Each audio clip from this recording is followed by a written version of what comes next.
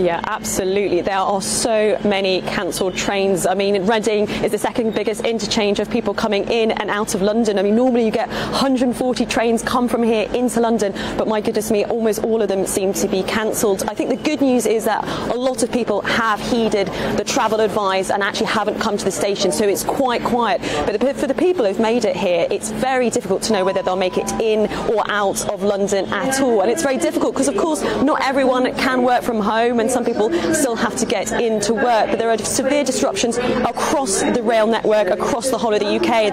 All trains are suspended in Wales.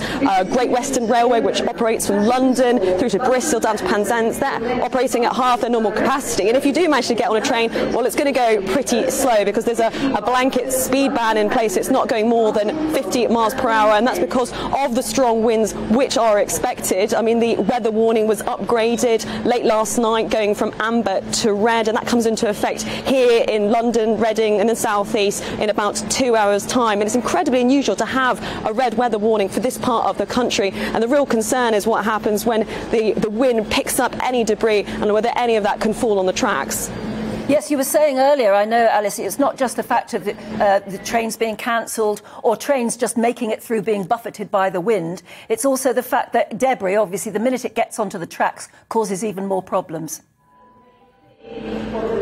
Absolutely. I mean, there were some really shocking videos yesterday that we were seeing of trees falling on train lines up in Scotland, and that's the real worry, is whether you'll have trees, whether they'll be falling down, anything sort of falling onto the train tracks. And that's with a red weather warning. That is one of the distinct possibilities and concerns that is raised with a red weather warning, is whether any debris will fall onto the tracks, power lines down. I mean, it could be incredibly dangerous, and so that's why I think there are so many cancellations in place. So the advice really is, anyone, if you have to get on a train today, or indeed on the roads, I mean, the RSC has also warned against people getting on the roads, so please do check any travel advice before you get on the train or if you get on the roads.